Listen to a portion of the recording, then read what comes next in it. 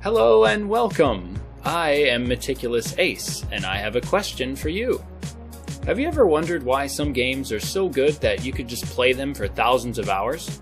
Like this couple in this stock photo, who are a prime example of playing games for so long that you become pizza-addicted old people, psychotic enough to do this unholy thing to your Xbox controller. Oh geez. So what makes these games so fun and enjoyable? Well, that's what I'm going to explain in today's video. So, without further ado,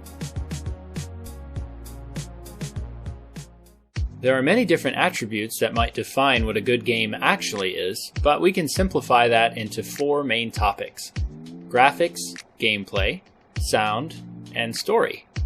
Let's start with graphics first.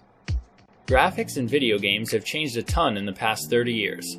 They've become sharper and more detailed as time goes on. But that doesn't necessarily mean that they'll enhance the game. For example, a game could have beautiful graphics that immerse the player and really wow them, but the budget to create those graphics was so high it left the developers with pretty much no cash to enhance the rest of the game. There are also examples of other games, especially indie games, which use what we would consider old graphics to emulate the classics of the past. In my humble opinion, it is not enough to claim that the game is bad just exclusively by its looks. This is because the developer might want it to look exactly the way it does. Now don't get me wrong, there are definitely really bad looking video games. For instance, like this. Or like this. Yeah, and if I show you any more, I'm probably going to be sick, so let's stop doing that. So, are graphics really the glue holding games together? Well, not really. They do help translate what the developer is trying to express artistically, and sometimes they're done tremendously well. But they don't have to be perfect in order for a game to be well made. Which leads us into the next topic of gameplay. Game mechanics are probably the most important aspect of a good game. It is the link between players and the game. Without controls relevant to the game's genre, players become frustrated and confused. And without intuitive mechanics, the game becomes frustrating and confusing. So it's important that the game makes sense for the world that it's taking place in, and it also needs to have controls that don't get in the way of player interaction. Some may argue that if the gameplay is harder or the controls require more skill, that it would mean that the game is bad. And well, that's not exactly true. Games like Resident Evil have controls that work exactly how the developers intended, to create tension and to make the players cautious. Just because you don't like the controls doesn't mean that they're broken. Again, if the mechanics or the controls don't make sense for the world or story the developer had in mind, then the game really needs work. Trust me, I tested games for a professional game company for 2 years, and there were definitely times where the games just made no sense. So, moving right along, our next topic is audio, or sound effects. Audio is what brings your game to life, and gives the game a sense of depth. It changes the emotions of the gameplay and allows the players to fully experience the vision the developer had in mind. Games without high-quality soundtracks and sound effects are practically setting themselves up for failure.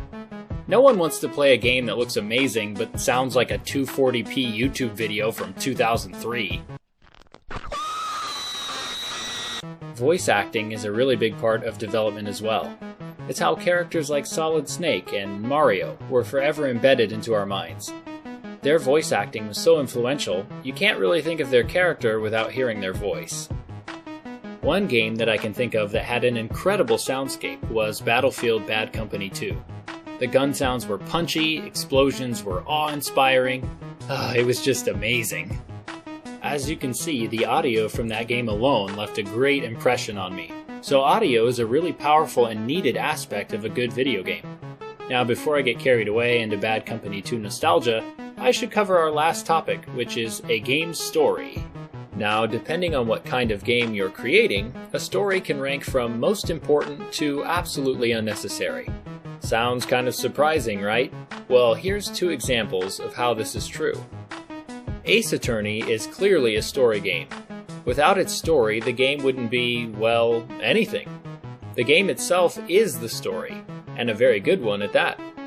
Now, Mario Kart is a game that is purely driven by its fun and challenging mechanics. The need for a story really doesn't apply here. This goes for many multiplayer games as well, which rely on the players to create a challenging and fun experience. Video games have told memorable stories in the past, ones that we can all remember so vividly it's like we truly live them. But stories aren't necessarily a needed component of a great game. So how do all these topics come together to create a good video game? Well, I believe that if they are prioritized in this order, the chances of the game being successful and enjoyable end up being far higher. And this is why. Gameplay is the core, the heart of the game. If the game is about basketball, the rules that the game world should live by should reflect that. You shouldn't be gambling like a drunken tourist's first night in Vegas.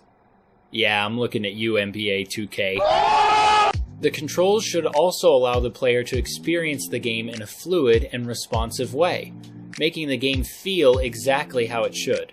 Without this connection, players can become bored and dissatisfied with the experience. That's why gameplay is so important. Next would be sound, which just enhances the gameplay. It invests the player into the world and creates an emotional connection to the experience the player will journey through. It's definitely needed in order to create an exciting and unforgettable game. Just think of all the games that you've played that have soundtracks you can't forget, like Legend of Zelda. Who doesn't love the windmill theme from Ocarina of Time? Graphics is third in rank because of its very versatile uses.